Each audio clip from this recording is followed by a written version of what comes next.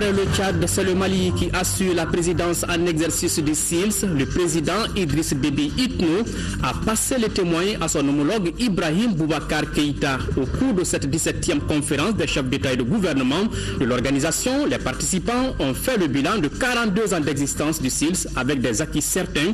Le point avec nos différents reporters dès le début de cette édition. Mesdames, Messieurs, bonsoir et bienvenue dans la grande édition du soir qui sera largement consacrée à cette importante rencontre. Oui, le SILS entre innovation et nouvelles menaces, cette 17e conférence des chefs d'État et de gouvernement du comité permanent inter-État de lutte contre la sécheresse dans le Sahel a connu la participation de nombreuses délégations, dont une demi-douzaine de chefs d'État ou de gouvernement. 42 ans d'existence passés au peigne fin, des projections en vue notamment sur les réformes, cérémonie d'ouverture ce matin avec Sori Ibrahima Keïta.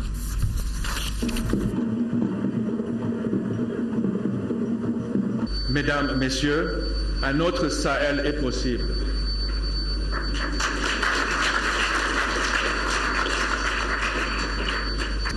Un autre Sahel est possible. Tiraillé entre ses ambitions de sécurité alimentaire et les nouvelles menaces qui planent sur lui, le Sahel n'a d'autre choix que d'amorcer sa mue. Ces nouvelles menaces ayant pour nom terrorisme, trafic de drogue, Ebola, effet du changement climatique, toutes choses qui risquent d'aggraver l'insécurité au propre comme au figuré. Et voilà qui propulse au devant de l'actualité la pertinente décision à la base de la création du SILS il y a 42 ans. D'où le tapis rouge et d'où la reconnaissance d'un Mali fier et debout grâce justement à ce genre d'initiative de vivre ensemble. Parole de Ibrahim Boubacar Keïta. Votre présence effective à nos côtés traduit à souhait l'intérêt que chacun de vous porte aux activités de notre organisation commune. Elle est également, notre présence, une marque de sympathie, un acte de foi. Un acte de foi amical qui nous touche d'autant que, en ce temps-ci, Bamako n'est sûrement pas la capitale la mieux courue. Votre présence, donc, est un acte de foi, d'amitié véritable, de considération, d'égard à l'endroit d'un peuple qui y est très sensible, chers amis, chers frères. Nous sommes particulièrement fiers et heureux d'accueillir cette conférence du SILS.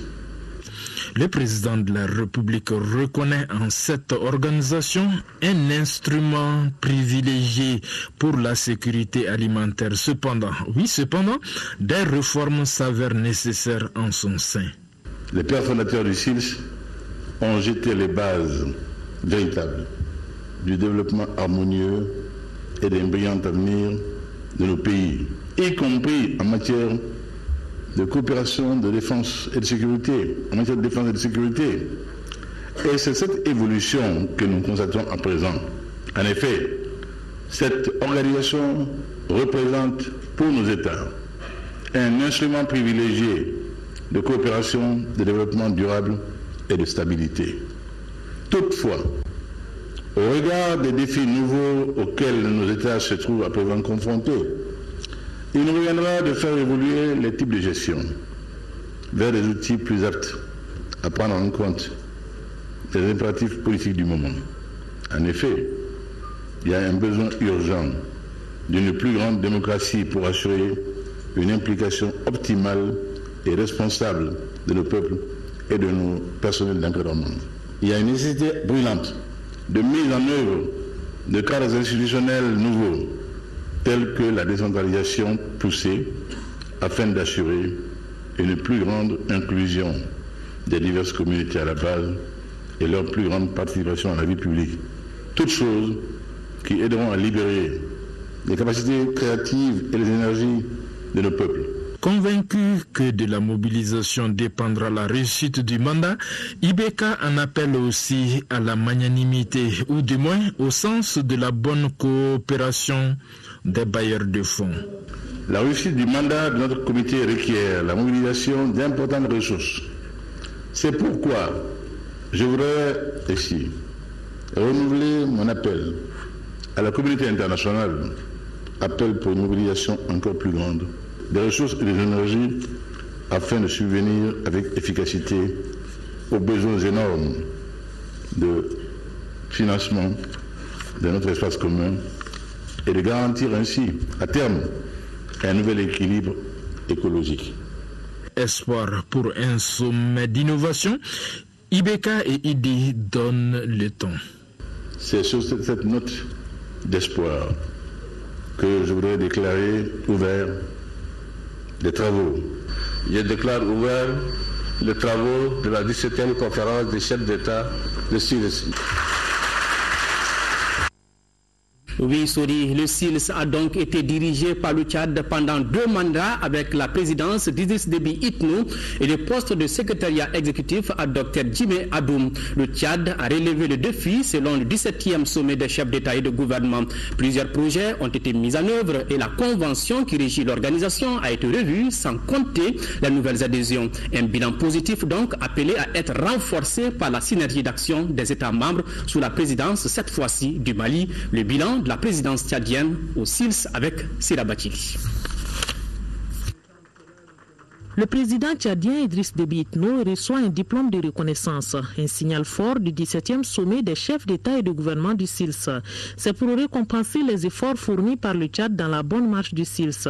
2 mandats à la tête du comité permanent inter-État de lutte contre la sécheresse dans le Sahel qui se traduisent par l'amélioration de la bonne gouvernance à travers la révision de la convention du SILS. La présidence tchadienne a vu de nouvelles adhésions avec 4 nouveaux États, le Bénin, la Côte d'Ivoire, la Guinée et le Togo, portant ainsi à 13 le nombre des pays membres. Ces pays doivent maintenant chercher une solution commune aux multiples défis de la bande sahélienne. L'intolérance religieuse, le trafic illicite en tout genre dans l'espace SILS mettant en mal la paix, la sécurité, la stabilité, élément essentiel pour le progrès et le développement durable de notre sous-région et particulièrement au Mali. Je tiens donc, au nom de mes pairs, à réitérer notre attachement à la souveraineté de la République du Mali,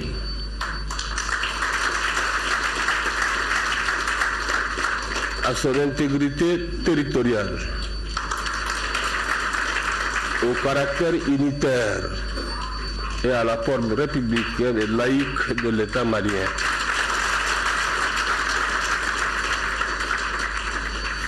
Nous demeurons convaincus que l'aboutissement des pourparlers inclusifs de paix intermalien, sanctionné par la signature d'un accord de paix global et définitif, permettra de lutter efficacement contre le terrorisme et la criminalité transnationale dans notre région. S'agissant de la situation alimentaire dans l'espace SILS, environ 2 millions de personnes seront en situation d'urgence alimentaire et nutritionnelle en juin-août prochain, si les mesures appropriées d'atténuation ne sont pas mises en œuvre. La situation alimentaire du bétail restera difficile jusqu'au mois de juin en raison de la faible disponibilité en pâturage et à l'eau, notamment dans la zone du lac Tchad, à l'ouest de la Mauritanie et dans le centre et le nord du Sénégal. La CEDEAO, l'UEMOA et le SILS doivent faire front commun pour la gestion des ressources naturelles et des changements climatiques.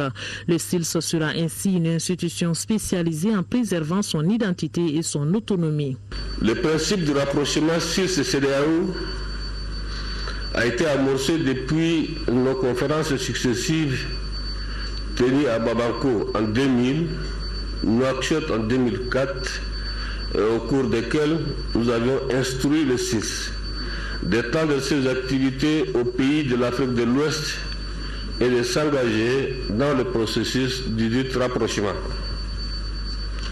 Vous n'êtes pas sans savoir que ce processus a connu des difficultés dans sa mise en œuvre. J'en appelle à votre engagement renouvelé pour l'aboutissement diligent du rapprochement sur ce CEDEAO pour une plus grande synergie des interventions au profit de nos populations. Nous devons donc continuer à bâtir des systèmes d'information performants dans nos États respectifs en vue de la collecte et de l'analyse des informations au niveau national permettant de nourrir les dispositifs régionaux sur lesquels se fondent nos réseaux. Les partenaires techniques et financiers du SILS, à savoir la FAO, la BAD, la CEDEAO, la Commission de la Communauté économique et monétaire de l'Afrique centrale et le Club du Sahel et de l'Afrique de l'Ouest ont tous apprécié les projets mis en œuvre par le SILS, notamment le projet Agir au Sahel qui est une alliance globale des initiatives de résilience au Sahel. Ils souhaitent la coordination des politiques nationales. L'USAID, partenaire également, sera désormais leur chef de file et travaillera avec le Mali.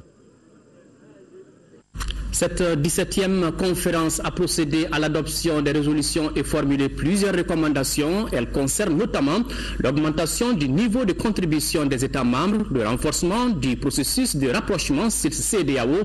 Pour plus de précisions, écoutons le ministre tchadien de l'Agriculture, coordinateur sortant du SILS, au micro de Bourama Traoré. À l'issue des travaux de leur 17e conférence, les chefs d'État et de gouvernement ont pris 9 résolutions. 1.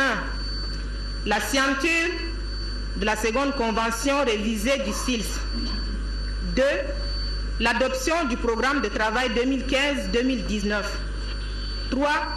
L'adoption du projet de révision du Conseil régional sur la sécurité alimentaire CORESA. 4. L'apurement des arriérés de contribution des États membres. 5. L'augmentation des niveaux de contribution des États membres. 6. L'adoption du projet de révision de la politique de rémunération du personnel du SILS. 7. La nomination de M. Bonaventure Guy en qualité d'auditeur interne du SILS. 8. Le renforcement du processus de rapprochement et de la coopération entre le SILS et la CEDEAO. 9. La conception et la mise en œuvre des programmes de désensablement et de protection des cours d'eau. Les chefs d'État et de gouvernement ont également adopté les recommandations du Conseil des ministres sur la question des filières gomme arabique et pommes de terre dans le Sahel. Ils ont mandaté le SILS de mener des études requises pour mieux appréhender la question. Les chefs d'État et de gouvernement ont également instruit le SILS de mieux se positionner par rapport à la question des changements climatiques, eu égard à la très forte concurrence avec les autres organisations intergouvernementales évoluant dans le domaine. Les chefs d'État et de gouvernement encouragent le SILS et ses États membres à marquer leur présence à la prochaine conférence des partis sur le climat qui se tiendra en décembre 2015 à Paris à travers des actions visant la restauration des terres dégradées. Les chefs d'État et de gouvernement ont exprimé leur remerciement aux partenaires techniques et financiers pour leur accompagnement et appui au SILS. Et c'était un point de presse qui a mis fin aux travaux de la 17e conférence des chefs d'État et de gouvernement du SILS. Le point de presse était animé par les présidents en exercice sortant et entrant de l'institution. Ibrahim Boubacar Keïta et Idriss Déby Itno ont réaffirmé leur volonté à faire du Sahel un espace où il fait bon vivre. Compte rendu, Mohamed Diarra. Un autre Sahel est bel et bien possible, mais à condition que l'Afrique se réveille. Le président en exercice sortant du SILS, Idriss Déby Itno, en est formel. Pour lui, l'Afrique dispose d'un immense potentiel qu'il faudrait exploiter. Rien n'est impossible aujourd'hui. Nous sommes à l'heure de la technologie. Nous devons déclarer la guerre au désert et nous devrions faire face, n'est-ce pas, ensemble pour maîtriser et rendre ce Sahel productif, viable, fiable et où il fait bon vivre. Cela est possible. Avec l'accompagnement, bien sûr, nous devons d'abord faire les efforts nous-mêmes et attendre l'accompagnement des partenaires techniques et sociaux pour le faire. L'Afrique a trop dormi. Il faut que l'Afrique se réveille. Les Africains ont trop dormi. Nous avons trop commandé. Et nous savons où nous en sommes maintenant. Nous tournons au travail. Le continent est viable, fiable, riche en terre, riche en eau, partout. Il n'y a aucune raison qu'on parle de sécheresse, de la malnutrition en Afrique. Le nouveau président en exercice du SILS, Ibrahim Boubacar Keïta, a déjà une idée de sa feuille de route pour imprimer sa marque à l'organisation sous-régionale. En cette année où se profile la conférence de Paris sur le changement climatique, le SILS, plus que jamais, est concerné et s'y rendra avec un message fort, un message de solidarité, et un message également qui ne sera pas une façon de commander un regard, mais qui est un autre regard sur nos réalités sahéliennes. Elles ne sont pas faites que de problèmes uniquement et crypto-sécuritaires. Elles y participent aussi les questions d'environnement. L'environnement aussi est une question de défense. Tout est question de défense nationale et de sécurité nationale. Et c'est donc avec une conscience claire des enjeux qui sont ceux à la base de la création du SILS que j'envisage cette nouvelle mission au service de nos pays, de nos États. Et le président Ibeka d'inviter la presse à jouer le rôle qui est le sien pour un SILS au service des populations du Sahel. Et il serait bon que de plus en plus vous songiez également, au-delà de vos lignes éditoriales générales, que vous vous spécialisez dans les différents domaines. Les questions environnementales sont des questions aujourd'hui prégnantes, essentielles. Et je crois que dans ce domaine-là, les compétences avérées seront sûrement utiles pour que nous puissions poser les bonnes questions, et vous avec nous, informer utilement, et faire en sorte qu'il y ait une très bonne communication sur ces sujets-là, que nos façons de faire puissent évoluer et changer. C'est donc parti pour un mandat de 2 ans, pas de temps à perdre, les défis sont nombreux, les attentes sont grandes. Oui, comme vous le savez déjà, c'est le président de la République, Ibrahim Boubacar Keïta, qui conduit désormais les destinées du comité interpermanent de lutte contre la sécheresse au Sahel, SILS. Il succède au président tchadien Idriss Déby Itno. Le nouveau président du SILS a remercié ses pairs pour leur confiance et s'engage à améliorer la gouvernance de l'organisation commune. Nous écoutons Ibrahim Boubacar Keïta au micro de Bourama Traoré.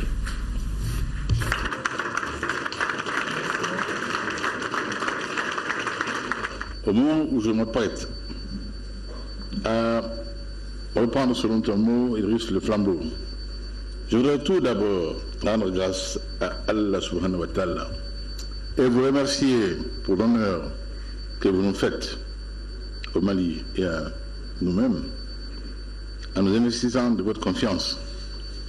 Qu'il me soit permis, solidairement au nom de nos peuples respectifs et en mon nom propre, de saluer encore une fois, avec la même chaleur, sinon plus, notre frère et président, ami Idriss Déby Itno, pour son engagement sans réserve et pour le travail remarquable qu'il a accompli durant son mandat à la tête du SILS.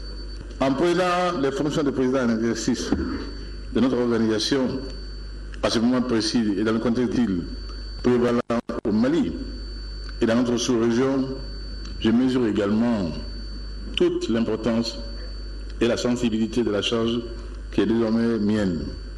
Toutefois, je suis rassuré car je sais pouvoir compter sur le soutien de chacun de vous.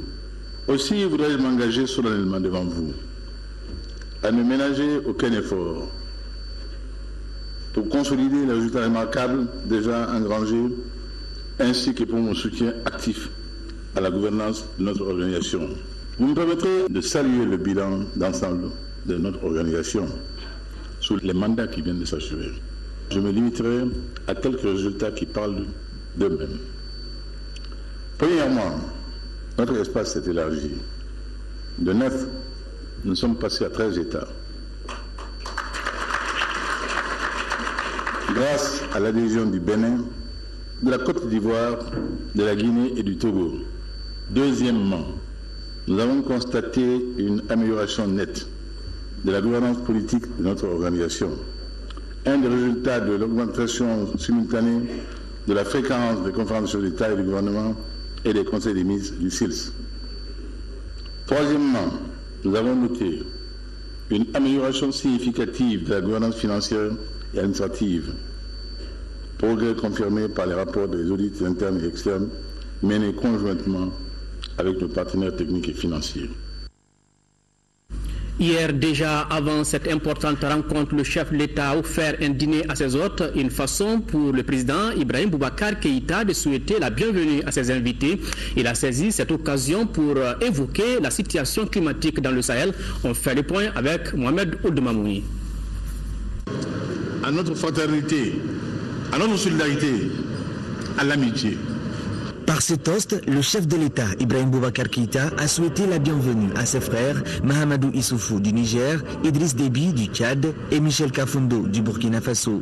À travers cette réception, le président Ibeka a respecté la tradition du Djatigia. Le chef de l'État n'a pas attendu le début de la conférence pour évoquer la dégradation de la situation climatique dans le Sahel. La qualité de vie et le changement climatique.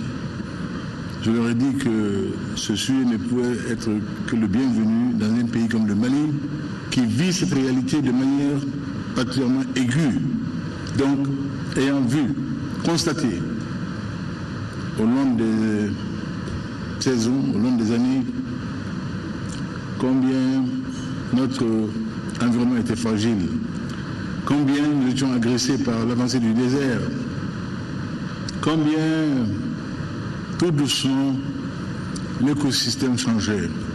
Pour tout notre environnement sahélien, si le fleuve Niger n'était plus de la partie, Mahamadou, le Niger, mon frère, aurait à en pâtir sérieusement. Le Burkina aurait à en pâtir. Il reste, heureusement, tu es un peu plus loin. Mais déjà, tu vis le même drame que nous, avec le lac Tchad. Quand on sait quelle est la superficie de ce lac, qui a été perdu dans les sables depuis quelques années. C'est incroyable.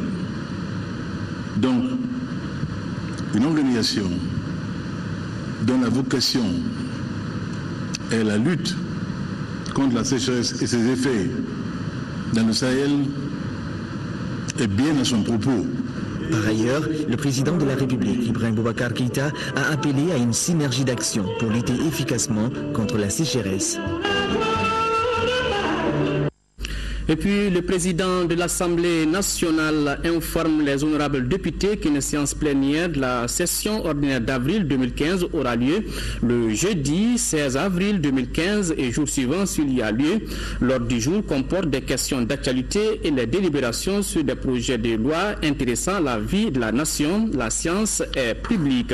Et puis, Madame Manassa Danyoko, présidente de la Cour constitutionnelle, a présidé une cérémonie de départ à la retraite au siège de l'institution. Cette cérémonie a été organisée en l'honneur de Maître Mamadou Koné et Koulibaly Badou Traoré, tous greffiers en chef de la Cour constitutionnelle admis à faire valoir leurs droits à la retraite.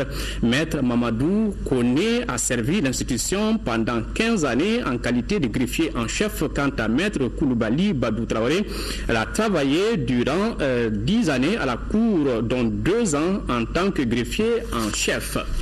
Nous aimons notre patrie et nous ferons tout pour défendre l'intérêt supérieur du Mali. C'est en ces termes que le président de la plateforme de la société civile pour la paix et la réconciliation, Cheikh Chérif Ousmane Madani Aïdara, a introduit la séance de restitution de la tournée effectuée auprès des partenaires du Mali en Europe et auprès de l'Assemblée générale des Nations unies. La cérémonie de restitution s'est déroulée hier. On fait le point avec Makamfin Konaté. Le retour d'une mission qui les a conduits auprès de plusieurs institutions telles que le Parlement européen et la Commission des droits de l'homme des Nations unies, les 15 membres de la délégation ont expliqué que l'objectif de la plateforme était de faire entendre la voix d'un Mali pluriel et déterminé à instaurer la paix. Nous sommes les représentants de toutes les communautés du Mali et nous voulions transmettre ce message aux partenaires du Mali. Oui, parce que je suis malien, citoyen. Je dois lutter pour mon pays. Pas pour les politiciens, mais pour mon pays. Je dois lutter, chercher la paix pour mon pays. Au nord du Mali, pour aller nous expliquer à les Blancs, pour aider notre population et notre pays, pas pour les politiciens. On va continuer de lutter aussi pour notre pays, Inch'Allah. Cette mission reflète la dimension arc-en-ciel de la nation malienne. Cela a été très bien accueilli par les partenaires rencontrés. Nous devons tous accomplir notre devoir de citoyens pour sauver le Mali. Dans le sens d'un enfant, on dit Allah qui balo, Allah qui nakandia. En ce moment-là, chaque Malien doit dire qu'est-ce que je peux faire pour que cette bénédiction soit vraie quand je ne serai plus là. C'est ça le défi aujourd'hui qu'on doit relever à tous les niveaux. La délégation de la plateforme a été amenée à se prononcer sur l'accord d'Alger. En réponse aux interpellations, l'ancien Premier ministre dira qu'il y a les germes d'une paix durable dans ce document. Il n'y a jamais eu d'accord parfait, sinon il n'y aurait jamais eu de conflit. D'abord.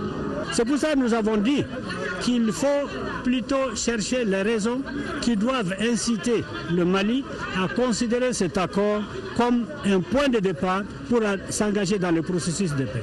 Nous l'avons fait pour nous et nous avons estimé que d'abord, il n'est pas productif de continuer à s'étirer les uns dans les autres. Les armes n'ont jamais réglé le problème, donc mieux vaut trouver le moyen qui nous permet de faire taire les armes, nous permet de prendre la route de la paix. La plateforme pour la paix et la réconciliation est déterminée à jouer sa partition pour l'unité du Mali. Elle entend porter la voix de l'ensemble des Maliens partout où le besoin se fera sentir. Le MP22 a animé ce matin une conférence de presse avec comme thème pour libérer le Nord et unifier le Mali. La libération de toutes nos forces armées de sécurité est une urgence absolue. Pour en savoir davantage, nous écoutons Mohamed Tabouré, secrétaire à la communication du MP22. Il est au micro de Mahamadou Doumbia.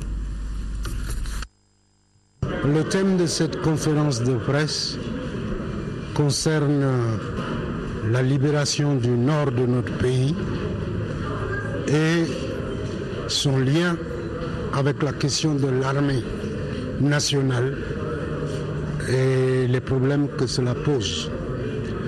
Nous avons discuté aujourd'hui de l'accord d'Alger 2015. Il faut que notre peuple se lève partout pour suivre la voie de ceux qui ont décidé.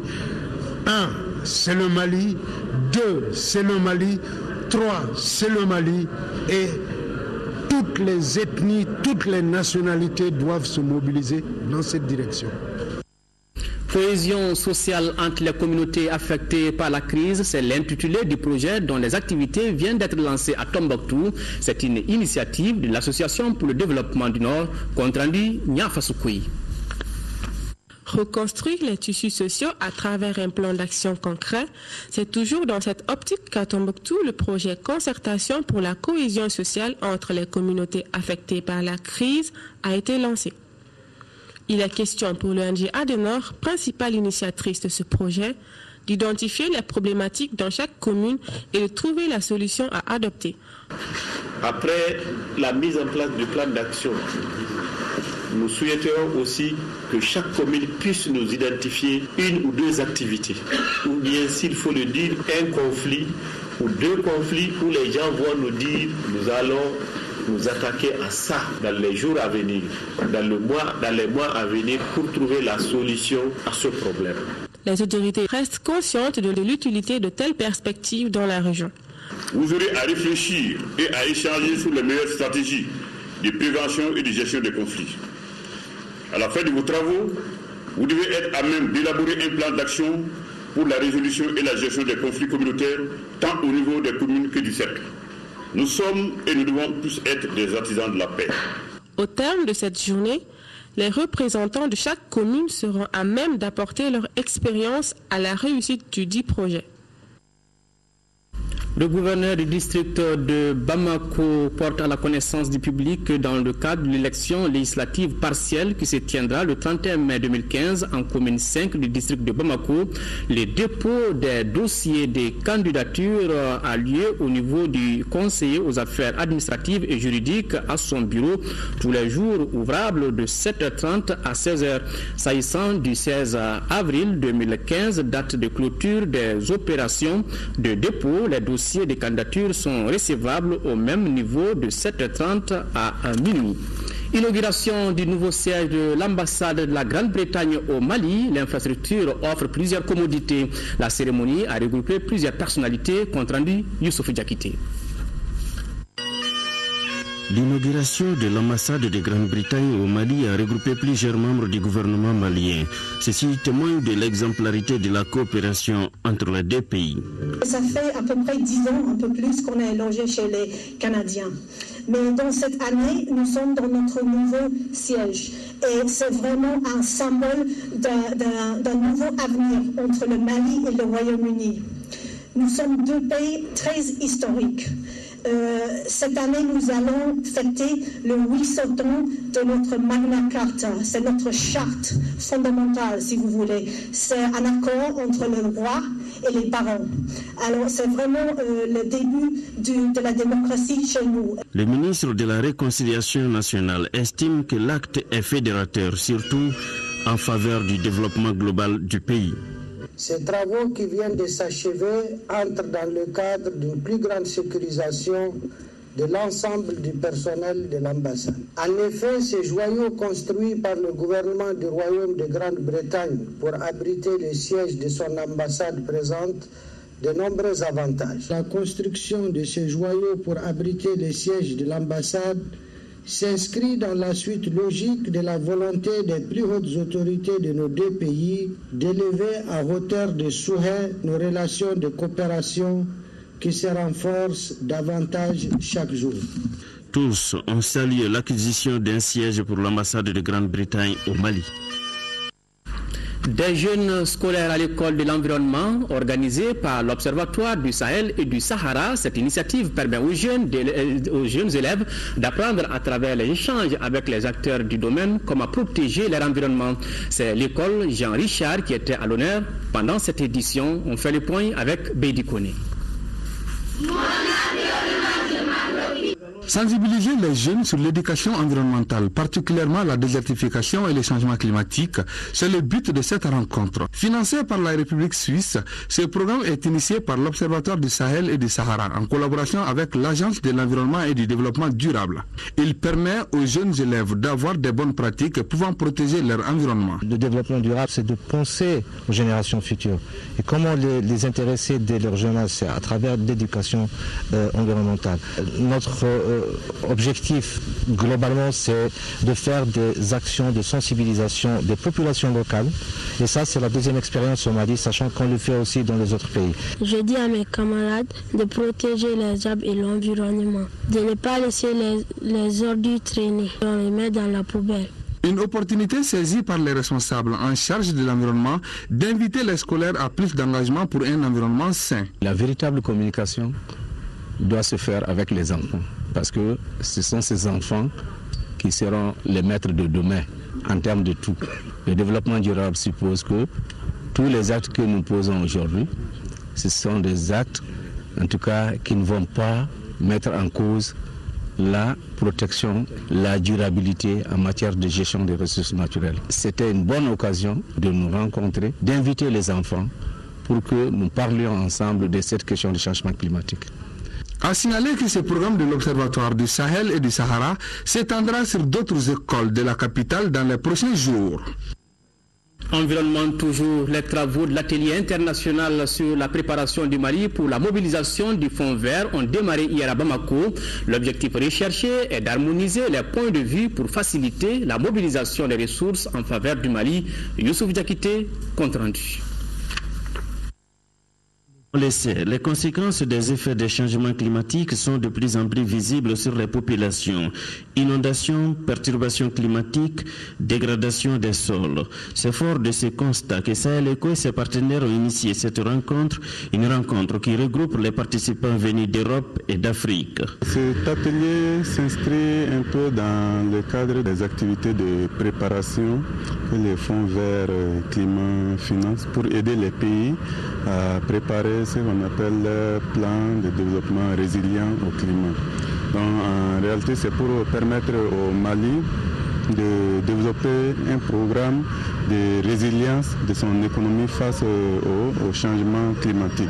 L'atelier a permis déjà d'identifier la nature des projets, le montage qu'il faut faire, les priorités qu'il faut prendre en compte. Le taux du dollar, donc 10 milliards, ça nous amène à 6 000 milliards non, de francs CFA à peu près. Les partenaires stratégiques estiment l'engagement du Mali et les activités menées, des activités qui mettent le Mali en bonne position pour bénéficier du fonds climat. Cet atelier montre que le Mali est très avancé dans la réflexion, déjà, dans la prise de conscience des impacts du changement climatique. Vous savez, le problème que pose le changement climatique est que tous les efforts faits au cours des dernières années en termes de développement, de croissance, sont exposés à risque d'annulation. Le Mali fait partie des pays prioritaires pour le Fonds vert pour le climat, puisque le Mali est un pays qui est vulnérable aux effets du changement climatique, l'avancée de la désertification, les défis qu'il y a en termes de développer des solutions de création d'emplois et de développement durable. Et donc les pays moins avancés, les pays africains, font partie des pays les plus prioritaires pour notre. Pour relever le défi, les participants expliquent qu'il faut une complicité autour de la question. L'acquisition de passeports et de pièces d'identité connaît une amélioration dans le district de Bamako. Notre équipe de reportage dirigée par Noum Sissoko a fait un tour à la direction générale de la police et au commissariat du 10e arrondissement. Nous y reviendrons dans nos prochaines éditions. PSI Mali vient de procéder au lancement de la campagne Pro-Femmes, la santé de la reproduction des adolescents et des jeunes. Ce programme vise à faire la promotion de la santé reproductive une véritable réussite. Bédiconi, reportage. Malgré les efforts fournis par le gouvernement et ses partenaires, le taux de prévalence contraceptive reste faible. La conséquence de cette faible prévalence s'explique par l'accroissement rapide de la population. C'est pourquoi PSI Mali, à travers ses réseaux Pro-Femmes, a procédé au lancement de la campagne Pro-Femmes SARJ, un programme qui consiste à faire la promotion de la santé, de la reproduction des adolescents et des jeunes. Pro-Femmes ne propose pas seulement les services de planification familiale, mais des services de santé sont pour toute la famille. Pro-Femmes aujourd'hui, c'est vous, c'est moi, c'est les jeunes, c'est les moins jeunes, c'est les plus âgés. Bon. Et tout le monde peut y avoir accès, sans exception. Depuis de nombreuses années, avec l'appui de ses partenaires, le Mali a mené des actions importantes pour rendre les services de santé de la reproduction des jeunes disponibles et accessibles. En plus des gains pour la santé de la reproduction des jeunes contribue aussi à l'atteinte des objectifs du millénaire pour le développement. Une opportunité saisie par le directeur national de la jeunesse d'inviter les jeunes à participer activement aux différentes activités de promotion de la santé de la reproduction. Toutes les actions que PSI Mali mène dans le domaine de la santé de la reproduction cadrent parfaitement avec la politique cadre de développement de la jeunesse. Il y a un axe qui est consacré aux questions de santé de la reproduction en général. L'un des temps forts de cette cérémonie a été la coupure du ruban et la visite des locaux d'une nouvelle clinique médicale du réseau Pro-Femmes. Près de 500 militaires viennent de boucler les formations au centre d'instruction de Tibi et de Ségou. Les cérémonies étaient présidées par le chef d'état-major de l'armée de terre en présence des autorités locales, Mohamed Boua Koulibaly, avec la voix de Fousseini Samake. Ils sont près de 500 militaires désormais aptes à diriger des groupes de combat et engins blindés au terme d'une formation de 6 mois dans les centres d'instruction de Tibi et de Ségou. Ces désormais chefs d'équipe, maillons essentiels du commandement militaire, ont pris l'engagement de jouer avec honneur et loyauté leur rôle au sein des forces armées et de sécurité. À Tibi comme à Ségou, les responsables militaires ont apprécié la qualité de la formation qui est une préoccupation des plus hautes autorités nationales. Dans le cadre de la réforme des forces armées de défense et de sécurité du Mali, l'état-major de l'armée de terre a ouvert cette formation pour permettre à ces jeunes militaires d'acquérir de nouvelles connaissances à un niveau élémentaire et le plus important dans l'infanterie. La cérémonie à laquelle vous assistez ce soir consacre la fin des formations de certificat technique numéro 1 et numéro 2 de l'arme blindée cavalerie. La question relative à la formation des hommes est aujourd'hui plus que jamais au cœur des préoccupations du haut commandement de notre armée. C'est avec une réelle satisfaction que j'ai suivi le déroulé de toutes ces formations jusqu'à cette sortie. L'occasion est opportune pour remercier les directeurs de centre et leurs cadres, qui est un environnement très peu favorable à la formation, et ont pu mettre en évidence leur intelligence, leur esprit d'initiative pour amener à bon port ces formations, dont le résultat me satisfont totalement. Je dois remercier particulièrement les populations de Tibi, les différentes communes de Tibi qui encerclent ce centre, se sont montrées très volontaires. La direction régionale du développement social apporte un appui aux rapatriés de Centrafrique des personnes handicapées et les femmes démunies de la commune 2 du district de Bamako.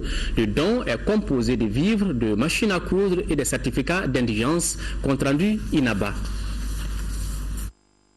Composé de denrées de première nécessité, de kits de premiers secours et de machines à coudre. Bref, une bonne raison de donner du sourire à ces couches qui ont un mauvais rendez-vous avec le destin. Certains bénéficiaires ont également reçu des certificats d'indigence et d'immatriculation à l'Agence nationale d'assistance médicale. Un geste de solidarité qui conforte ce dicton. Plus qu'un mot, la solidarité, c'est surtout un comportement. Il y a des mesures d'accompagnement que nous sommes en train de faire, notamment en termes de protection sociale. Et chaque démuni qui a un récépissé peut bénéficier des soins au niveau d'un centre de santé gratuitement, et les médicaments sont aussi octroyés. S'ils n'ont pas les médicaments au niveau de la structure sanitaire, ils sont en train d'avoir des conventions, des protocoles avec des officines privées. Donc c'est le soin gratuit, le médicament offert gracieusement pendant 1 an. Ça me rappelle encore une fois de plus qu'au Mali, on n'est jamais seul.